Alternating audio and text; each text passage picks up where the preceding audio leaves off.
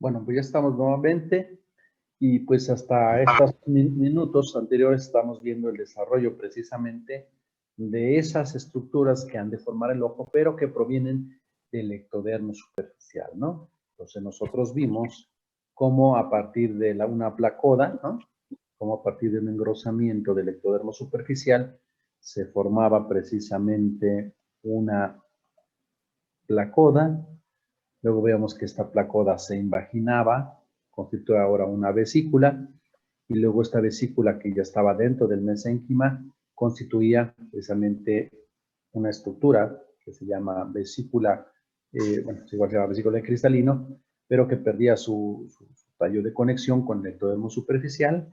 Decíamos que las paredes del ectodermo empezaban a proliferar, la luz de esta vesícula se cerraba para constituir precisamente al llamado cristalino, ¿no? Aquí vemos el desarrollo de estas paredes de la vesícula del cristalino. Era este ectodermo superficial, por eso está pintado en color azul. Y miren ya el desarrollo final para conformar lo que es el cristalino, ¿no? Este es el cristalino, ¿ok?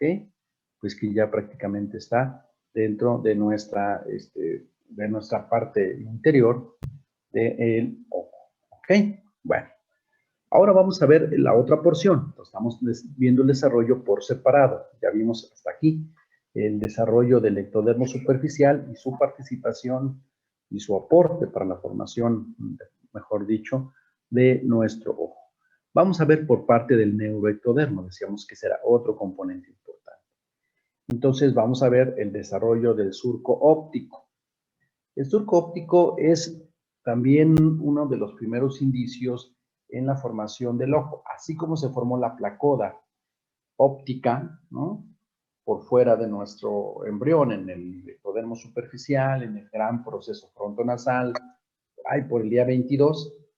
De la misma manera, dentro de la cabeza del embrión, en las paredes de nuestro prosencéfalo, de nuestro cerebro anterior, aparecen dos pequeños surcos, poco profundos, sí, pero que son visibles en las paredes de este prosencéfalo. Estos se llaman surcos ópticos. Miren, ahí están los surcos ópticos. Ahora nos vamos a enfocar no al color azulito o blanco que se ve acá, sino vamos a enfocarnos al color, es como naranja, ¿no? Este color naranja que hace referencia a que todos estos tejidos y estas estructuras nacen de un tejido llamado neuroectodermo, del cerebro anterior o prosencéfalo.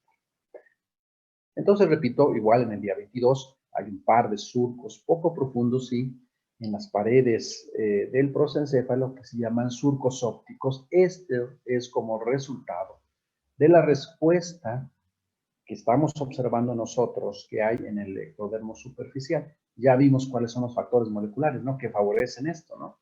Había varios genes. ¿Ok? No los vamos a revisar.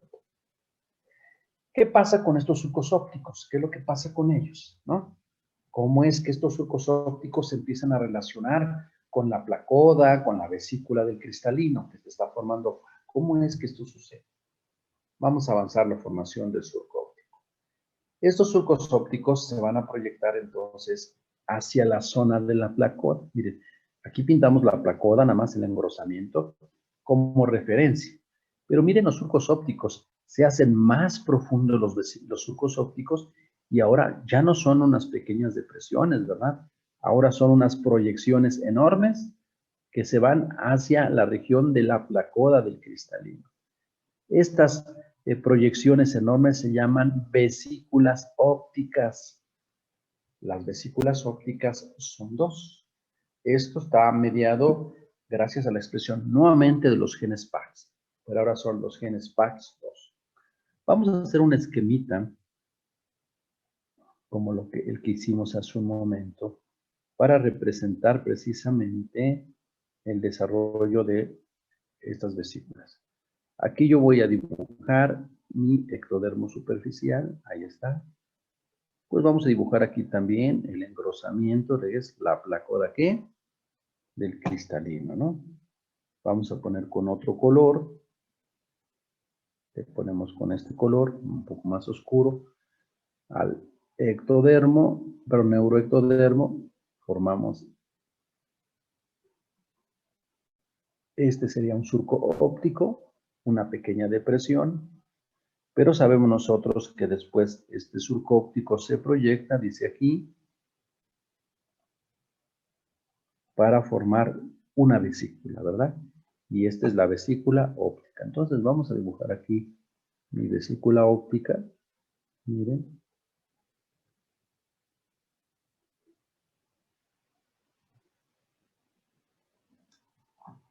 Ahí está la vesícula óptica.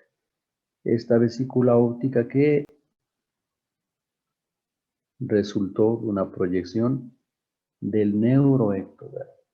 Y entonces aquí vemos cómo ya están relacionadas por fuera la coda del cristalino ectodermo superficial y por dentro esta proyección del neuroectodermo para formar, primero eran surcos y ahora son vesículas, vesícula óptica. Ahí está la vesícula óptica.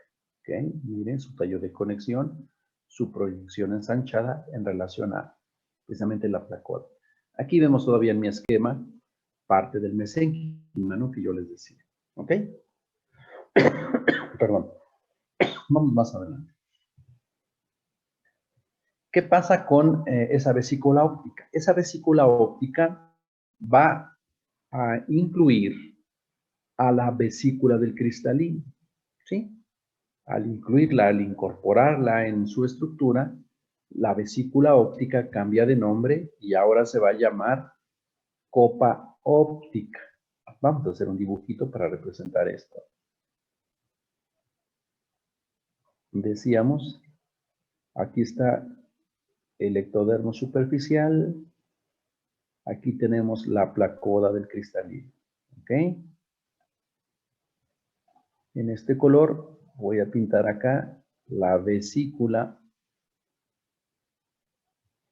óptica del neuroectodermo. Ahora que estamos viendo, sabemos que de la placoda del cristalino nace la vesícula del cristalino. Ahí está la vesícula del cristalino. Y entonces, ¿qué pasa con la vesícula óptica? La vesícula óptica va a incorporar en su interior a la vesícula del cristalino. ¿Ok? Entonces, de surco óptico, del neuroectodermo, pasó a vesícula óptica. Y ahora de vesícula óptica pasa a copa óptica. Ahora se llama copa óptica. Y vemos que la copa adquiere esa forma, ¿no? Esa forma que todo el mundo relacionamos con una copa. Y en el interior de esta copa óptica ya está la vesícula del cristal. ¿Estamos? Muy bien. ¿Qué estructuras podemos nosotros mencionar de la copa óptica, que es la que nosotros ahora estamos desarrollando? Pues la copa óptica podemos ubicarle nosotros dos regiones. Como era el resultado de una imaginación, yo le puedo ubicar primero la presencia de dos regiones. Una que se conoce con el nombre de epitelio o capa externa de la copa óptica y otra región que ve hacia la vesícula del cristalino, que le llamamos epitelio o capa interna de la copa óptica. Estas dos regiones, el epitelio externo y el epitelio externo, son importantes porque van a dar derivados fundamentales en la formación del ojo. ¿Ok? Entonces, en este esquema nosotros vemos claramente cómo la copa óptica está envolviendo a la vesícula del cristalino. Miren en esta imagen, vemos que la vesícula del cristalino ya perdió su tallo de conexión. Veíamos que eso sucedía, ¿no? Pierde su tallo de conexión y vemos aquí que las paredes del cristalino ya están empezando a proliferar y sabemos que esta vesícula del cristalino, al final de cuentas, va a dejar de ser una vesícula para conformar una estructura sólida llamada cristalino. Pero eso ya lo vimos hace ratito. Hablando de la copa óptica, entonces, tiene un epitelio externo y un epitelio interno. Pero la copa óptica, ¿no? Tiene bordes y esos bordes tienden a fusionarse. Es como si quisiéramos representar que la copa óptica es como si fuera un cono de helado. Todo el mundo sabemos lo que es un cono de helado. Voy a tratar de dibujarlo aquí. Este sería un cono de helado. Ahí está. Esta es la copa óptica. Pero resulta que la formación de la copa óptica, ¿no? Que serían dos capas, ¿no? Serían dos capas de conos. Como si pudiéramos poner dos capas de cono. Mira. Esta de este lado y acá. Y si yo pongo esto, entonces voy a hacer notar dos estructuras que me interesan. Número uno, esta parte externa sería el epitelio externo de la copa óptica. Y esta parte de adentro sería el epitelio interno, ¿no? O capa interna de la copa óptica. Entre estas dos está el pequeño espacio interretiniano. Pero, ¿cómo se forma este conito, ¿no? En la copa óptica. Si ustedes se dan cuenta, este conito inicialmente tiene una abertura, ¿sí? Miren, esta se va a cerrar hacia este sentido y este hasta este sentido, ¿ok? Estos dos bordes se tienen que aproximar para completar o cerrar este pequeño conito, ¿no? La copa óptica. Este espacio entre estos dos bordes se llama fisura coroidea.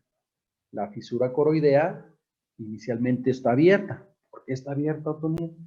Porque el mesénquima que está precisamente rodeando, que decíamos que el mesénquima era el otro componente, aprovecha, o bueno, no aprovecha, sino tiene que meterse a esta estructura. ¿Quién ya está dentro? La vesícula del cristalino, la estamos poniendo acá adentro.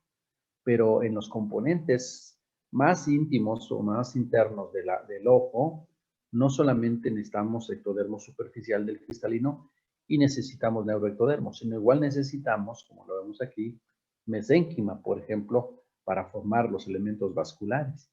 Entonces, a través de la fisura coroidea, penetra el mesénquima para formar algunas otras estructuras que enseguida veremos.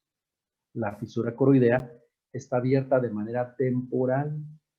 Después, como puse las flechitas, se van a cerrar, se cierra la fisura coroidea y ahora sí podemos observar este espacio interretiniano que está igual presente solamente un pequeño momento en lo que el epitelio externo tiene sus derivados y el epitelio interno igual. Una vez que ambas capas, la externa y la interna, concluyen con sus derivados, este espacio interretiniano se fusiona y se pierde.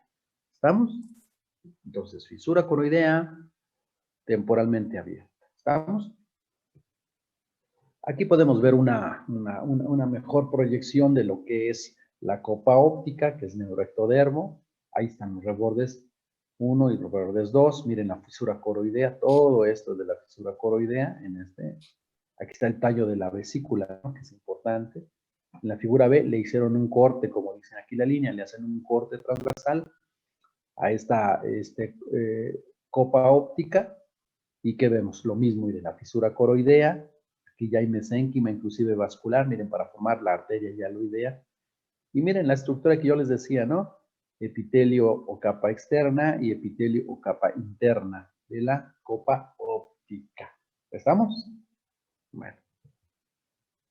Nuevamente, ¿no? Para ver precisamente, miren en esta imagen, es antes de que cierre la fisura coroidea, aquí está abierta la fisura coroidea, cómo penetran igual el elemento vascular, ¿no? La mesénquima vascular. Aquí vemos en color amarillo algunos derivados que provienen de la capa interna, ¿no? En especial los responsables de la formación de las fibras nerviosas. Ahorita vamos a ver esto, ¿ok? Aquí está cerrándose, miren aquí, totalmente cerrada la fisura coroidea y el espacio interretiniano que yo les platicaba, que es temporal, una vez que se dan las capas interna y externa de la copa óptica, sus derivados, pues se cierra, desaparecen, se fusionan las dos capas y desaparece el espacio interretiniano como lo vemos acá. Ya no hay espacio interretiniano, fisura coroidea cerrada, y aquí están todos los componentes propios de nuestra retina. ¿Ok? Bueno, vamos a hablar de esos derivados que decíamos de la copa óptica, y para hablar de esos derivados, pues nuevamente pintamos este esquema, solamente un segmento, nos seccionamos el otro. Esta es una porción de la copa óptica, pero lo mismo es del otro lado. Decíamos la copa óptica, espacio interretiniano, epitelio o capa externa, epitelio o capa interna. Empecemos con la capa externa o epitelio externo. Esta porción, la capa o epitelio externo, contiene generalmente gran cantidad de gránulos pequeños de pigmento. Esto hace entonces que este epitelio capa externa, por esta concentración enorme de gránulos de pigmento, constituya la llamada capa pigmentaria de la retina. ¿Ok? Nos vamos a la otra porción, a la porción más interna de la copa óptica, el llamado epitelio interno. Este epitelio interno, para ver sus derivados, ¿no? Yo voy a poder entonces partirlo o observar 5 segmentos. Un segmento anterior y 1, 2, 3, 4 segmentos posteriores. He de adelantar, como dice aquí, que toda la capa o epitelio interno de la copa óptica va a dar origen a la capa neural de la retina. La pigmentaria, el epitelio externo.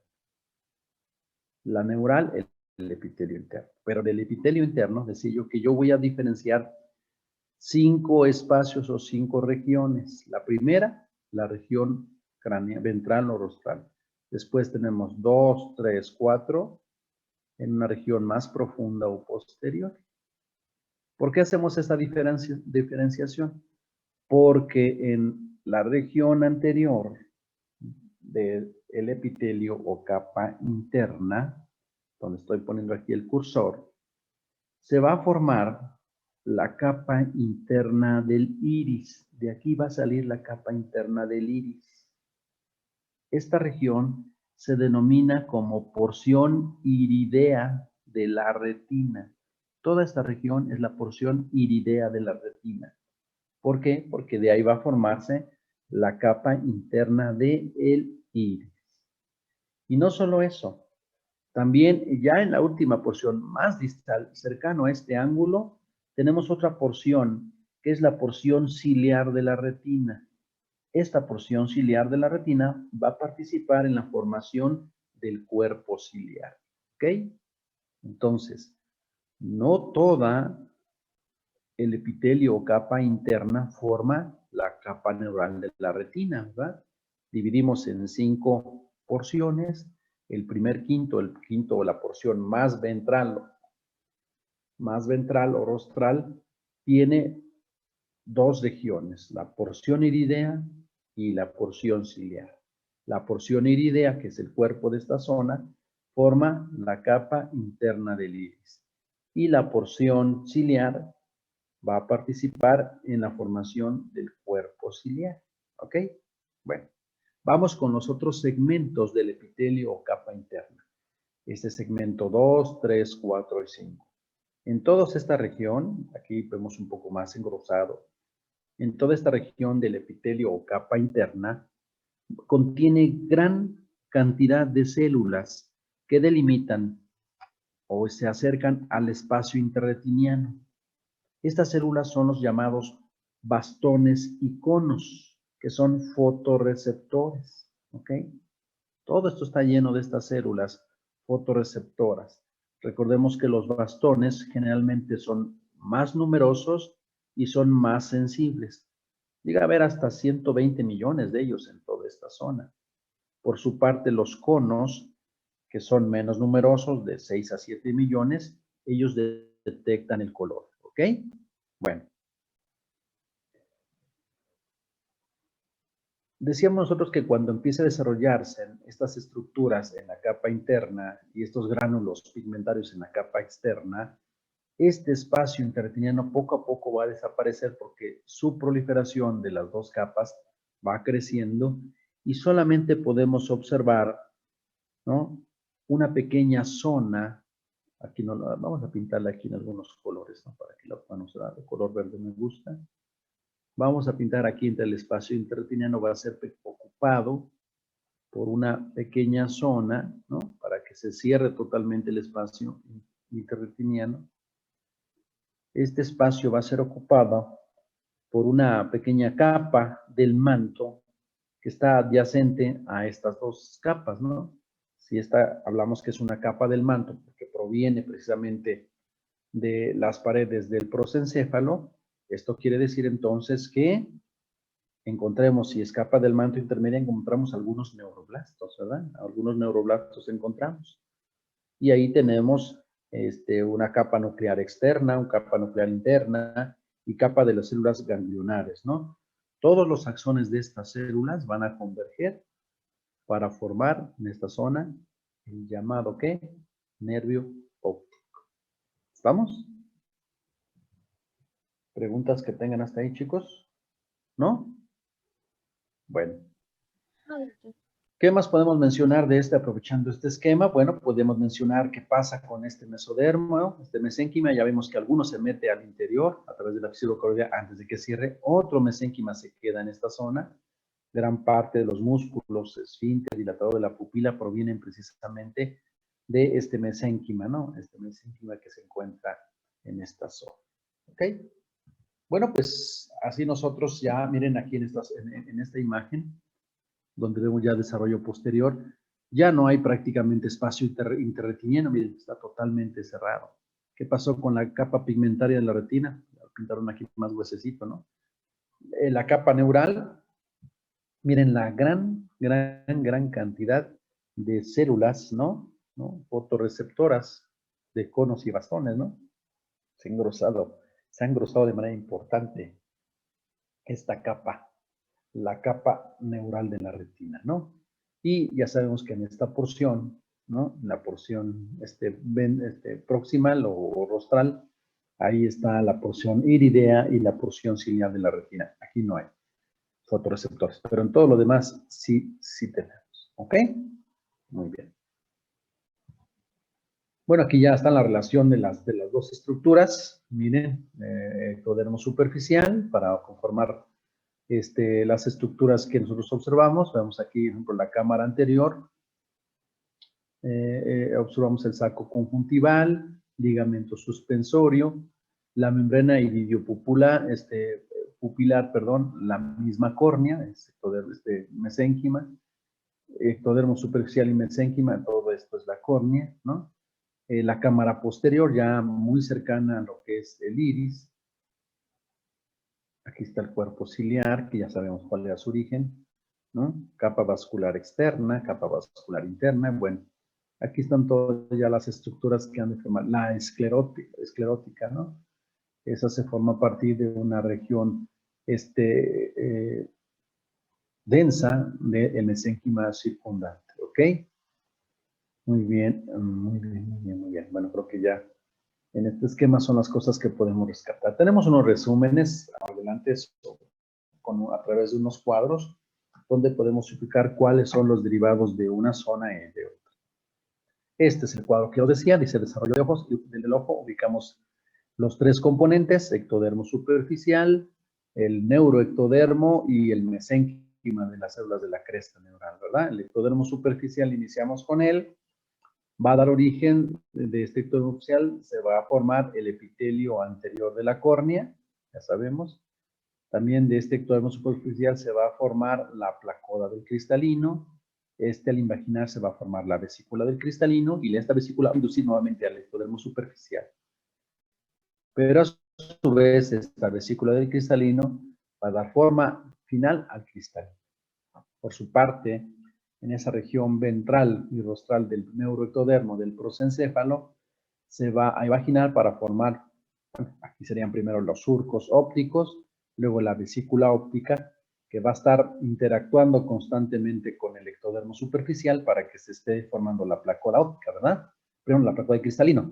Entonces, esta vesícula óptica se imagina para formar la copa óptica, que induce a su vez a la vesícula para que la envuelva, ¿verdad? Y la incorporen en una sola estructura.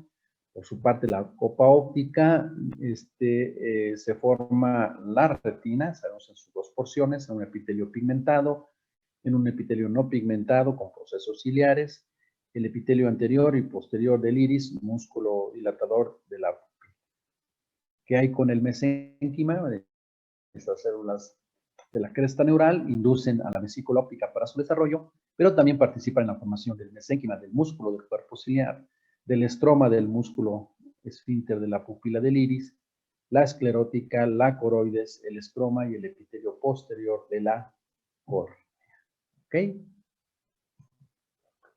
En este esquema, ¿no? Ya puesto no con flujograma, sino a través de una cuadrita, de una tablita, vemos el superficial, el neuroectodermo, el mesénquima, ¿no? Epitelio ectodermo superficial, epitelio de la córnea, cristalino, epitelio de glándula de los párpados, epitelio de la conjuntiva y glándula de Grimani. Del neuroectodermo, la retina, el epitelio del iris, músculo dilatado de la pupila y epitelio de procesos ciliares. Del mesénquima, ¿no? Exclusivamente de crestas neurales, estroma de epitelio posterior de la córnea, estroma de los músculos esfínter de la pupila, limbo esclero, perdón, está inestable mi conexión, ¿no? Coroides, esclerótica, periocitos, músculos y mesénquima de los párpados, mesénquima de la conjuntiva, mesénquima que rodea las glándulas llamadas tejido conectivo de los músculos extraoculares, huesos de la órbita. Y del mesénquima del mesodermo puro, sin celos de la cresta neural, endotelio de los vasos oculares, fibras musculares de los músculos extraoculares. ¿Ok? Pues con estos pequeños resúmenes, ubicándolo, pues nosotros terminaríamos prácticamente lo que es el desarrollo ocular del ojo. ¿Ok? Son algunas de las consideraciones que nosotros podemos mencionar y de ellas dan pie a algunos casos, ¿no? Hay más, pero algunos casos de defectos en el desarrollo, ¿no? Miren, les voy a presentar algunas imágenes. Este es una ciclopia, ¿no? Esto es una ciclopia y pues ya ustedes pueden más o menos pensar cuál podría ser la causa o la desviación en el desarrollo que nos lleve a condiciones como esta, ¿no? ¿Se acuerdan ustedes del desarrollo precisamente de los procesos faciales, ¿no? Decíamos nosotros que teníamos que ver el desarrollo de procesos faciales, recordamos un poquito cómo se forma precisamente nuestro proceso frontonasal, nuestro proceso maxilar y mandibular, y bueno, pues así entendemos entonces esta imagen, ¿no? Esta imagen de este pacientito, ¿no? Una ciclopia. ¿Y por qué el proceso frontonasal se forma arriba? Bueno, es un problema en la migración de células de la cresta principalmente, ¿no? Aquí tenemos otra, es otra ciclopia, ¿no? Aquí sí, allá por menos hubo ojo, aquí prácticamente no tenemos nada, ¿no? Ojo único central y no se encuentra nariz, ¿no? Una situación pues muy, muy compleja, generalmente vienen también como parte de síndromes, ¿no? Sería tal vez el síndrome de DiGeorge, que habla precisamente de esas neurocristopatías, ¿no? Que mencionamos el otro día, ¿no? Que son parte precisamente de alteraciones en la migración de células de la cresta.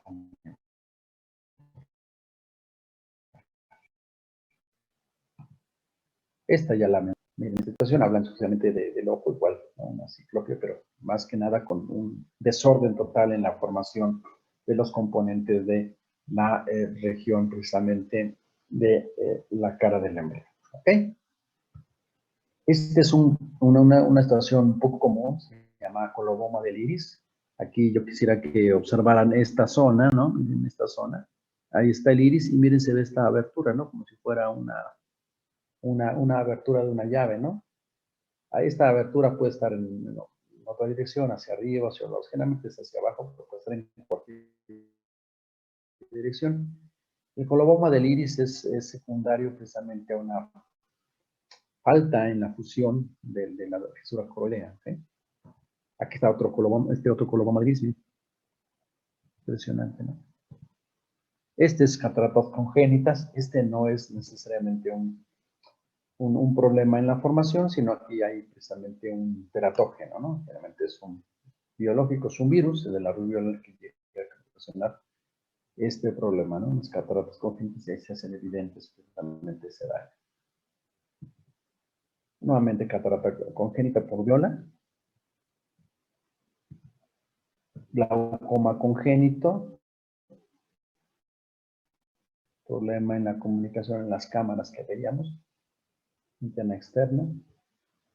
Queratitis intrauterina no es un problema, se ve muy agresivo, pero no es un problema en el desarrollo del ojo. Este es derivado de un proceso infeccioso, ¿no? Dentro de cavidad uterina, ¿ok? Pues jóvenes, les agradezco precisamente que hayan puesto atención a esta parte. Son prácticamente ¿qué son?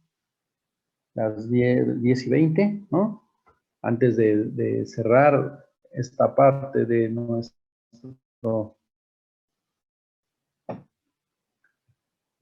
sistema visual, vamos a presentar, igual que el día de ayer, un caso clínico. Ustedes están organizados por equipos. Voy a leer el caso clínico, las actividades.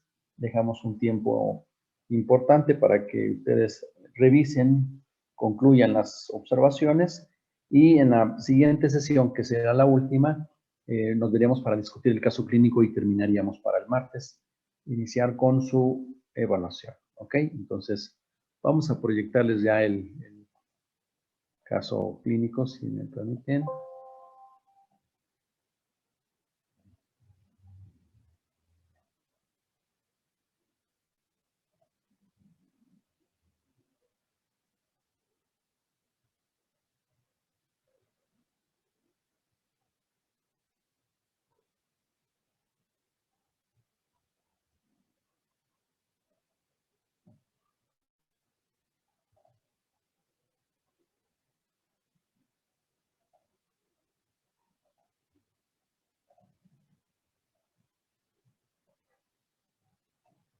Ok, pues vamos a presentarles. Este se llama, es otro caso clínico. Le puse caso clínico 2. Está relacionado con todas las estructuras que vimos el día de hoy.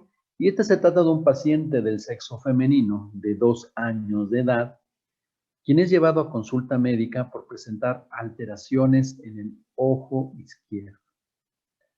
En su historia clínica, como antecedentes de importancia, tiene hija de padres quienes se refieren sanos, hermano de 5 años de edad, también sano. Esta pacientita fue producto de la segunda gesta. Su mamá aparentemente cursó con embarazo normoevolutivo. Esta paciente fue obtenida a las 40 semanas de gestación a través de un parto eutóxico, atendido en medio hospitalario. Su peso al nacer, 3,450. Su talla, 42 centímetros. Obtuvo un Apgar de 8,9. Fue alimentada al seno materno durante 1 año, ablactada a los 6 meses de edad, con papillas e incorporada a la dieta familiar al año de edad. Su alimentación actual es adecuada, proporcionada. Cuenta con un esquema de vacunación completo para su edad. No refiere alteraciones en su desarrollo psicomotor. Habita en casa propia, la cual se refiere cuenta con todos los servicios intradomiciliarios y extradomiciliarios. No se refieren antecedentes personales patológicos de importancia.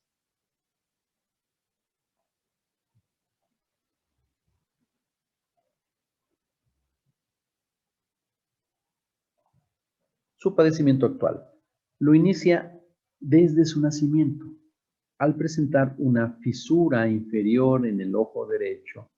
Sin embargo, sus papás no le habían dado la importancia hasta hace 2 meses, ya que su mamá ha notado que la luz le lastima, siendo más notorio en lugares que están muy iluminados y al exponerla a la luz del sol intensa del día. En respuesta, al estar en lugares muy iluminados, se refiere que la paciente trata de cubrirse los ojos con las manos. ¿Qué se encontró la exploración física? La exploración física oftalmológica.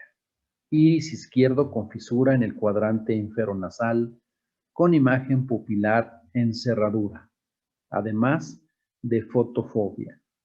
La exploración de fondo de ojo se encuentra sin alteraciones, al igual que el resto de la exploración física. Actividad. Con base en los datos proporcionados, responda brevemente. 1. Con base en los datos del caso clínico, ¿qué diagnóstico puede integrar? Ya se lo dijimos hace rato, ¿no? 2.